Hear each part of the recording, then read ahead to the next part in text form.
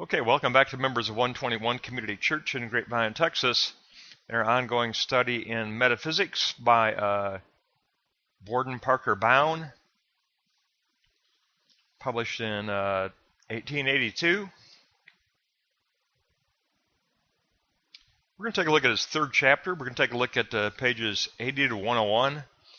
And if you noticed, in the first 100 pages, Bowne gives us being in chapter 1, idea in chapter 2, now it's going to be process in chapter 3. Being plus idea equals process. So if we look at block 1, we'll take a look at objective process. And becoming is the absolute principle that abbreviates all other principles. For Bowne, there's a perpetual coming and going of all things. This is the law of the character of flow. Only process is permanent. Now, under concrete identity and change, for Hegel, all reality consisted of a union of contradictions.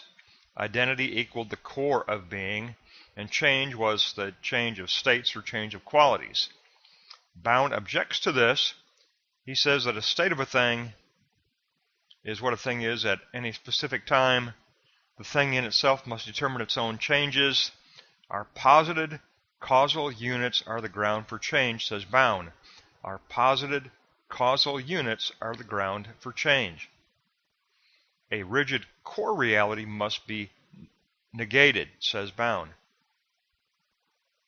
Obviously, he borrows extensively from Hegel, but he disagrees with Hegel here, and he says that a rigid core reality is not to be affirmed. We are to negate the idea of a rigid core reality, and that a thing in itself will actualize its own changes.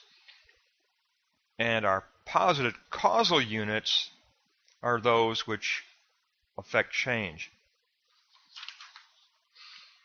So if you look at note 3, theoretical process plus concrete change equals change within being. Being itself moves through the dialectical circle of change.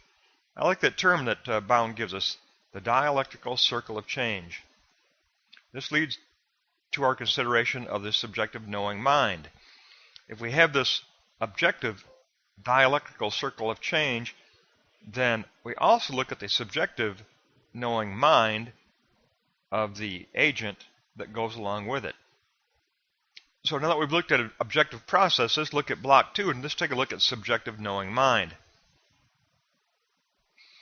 The change of phenomena is located in the producing agent and in the perceiving agent. Things are forever proceeding out from themselves. There must be a permanent factor within the process somewhere. So note 2, the permanent factor. The flow of process exists for its own abiding. There must be an abiding knower. Now here's the key statement in 2C. The abiding knower makes process theory intelligible. This is the function of the conscious self. The conscious self is the abiding knower. The conscious self makes process theory intelligible. The conscious self makes the causal units intelligible. The substantial content of the conscious self is that which abides. That is that which abides. So the self as agent is the abiding knower. That's the term that Bowne gives us. The self as agent should be known as the abiding knower. And as the abiding knower, he will make process theory intelligible by organizing, explaining, and defining the system of causal units. So if you look at block 2, note 3, the continuity of the substantially real. The substantially real for Bowne means the constancy of law. The conscious self does pass through a change of state of mind in every return moment. We know that. Out of praxis, there's a return moment. In that return moment, we do re-internalize any newly discovered truth, and we do transition in a state of mind. But we maintain a permanence within that change from state of mind to state of mind. So as the abiding knower, this is our role as agent to sustain permanence as we move from state of mind to state of mind in gaining deeper and deeper maturity and understanding the realm of spirit, the realm of system, the realm of spirit. So there is the dialectical circle of change objectively taking place. There is the abiding knower as the self as agent, who will go out of the self in outgoing desire and then will return to the self in that return moment and move on to deeper and more mature states of mind. So now we can look at the concept of system in Block 3, system and its concepts. The structure telos abbreviates two other concepts: axiological law, and that is the positive objective form of being, and personalistic law, the subjective knowing mind. There is that posited internal externality of our system of being, but we are also the abiding knower. So there's also personalistic law of the subjective knowing mind. Within the conscious self, we find the unity of permanence and change. We become the abiding person. The soul advances from state of mind to state of mind. The self raises up continuity to identity. So this continuity of permanence actually is going to gain verification and identity through the memory and self-consciousness of the self as agent. We take on that role of seeking verification of the causal units as system. And that only occurs through praxis, through practical wisdom, phronesis, and praxis, outgoing desire. So Bowne tells us that it's within the abiding knower that this permanence and change is held together. So if you look at Block 3, Note 3, we'll wrap this up with system plus agency equals the real of personal experience. Being must include both permanence and activity. Only the personal represents true being, says Bowne. The self keeps the self. The self keeps within the self the flowing principle of action as a constant, permanent principle of action. Reality, therefore, equals process, a process of being passing into the new forms of its manifestation. We reach deeper and more mature forms of being. Personal consciousness fills out the notion of the real,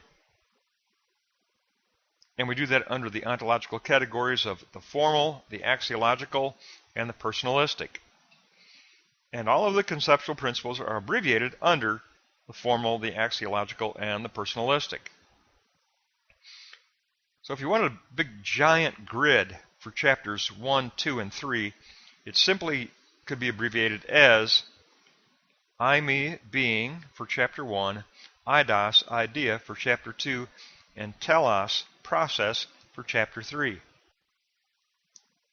Bowne, in this major, this is his definitive work, his Metaphysics. He's telling us in these first 100 pages, in these first 3 chapters, this is the structure of my system. My system consists of a teleology that abbreviates being and idea. It is a teleology that abbreviates being and idea. So you've got process abbreviating being and idea. So our little summary triad in the bottom right corner there of our chart is the Greek concept I, me, eidos, and telos. That gives you the recall triad for the first 3 chapters. But in this particular chapter, he wanted to emphasize that the process involves an objective dialectical circle of change. I love that term. an objective dialectical circle of change. That really gives you the picture of dialectic. But it also includes the abiding knower. The abiding knower. All truth is personalistic truth. Abiding knower within the midst of the objective dialectical circle of change defines the process. That is the process. That defines the process. Because the abiding knower is what? Defining the real of personal experience in deeper and more mature ways every time that the self passes through the dialectic and becomes a responsible, abiding knower and revising the picture of the kingdom and the picture of the process and moving from state of mind to state of mind to state of mind in deeper and more spiritual understanding. So Bowne, in these first 100 pages, basically chapters 1, 2, and 3, he gives us the equation. Metaphysics is the equation of being plus idea equals becoming. Being plus idea equals becoming. We live in a state of becoming, and we never complete the dialectic. It's always ahead of us. We are always in process. We are always becoming. We are always becoming more in alignment with the substantially real. We posit the substantially real. And by positing the substantially real, they become a system of causal units. That's the term he uses. They become a system of causal units. And these causal units need verification. And that takes place by phronesis, practical wisdom, tuning that theoretical model down to the practical, and then taking up praxis, which is action and reflection in ministry. So, beautiful teaching here.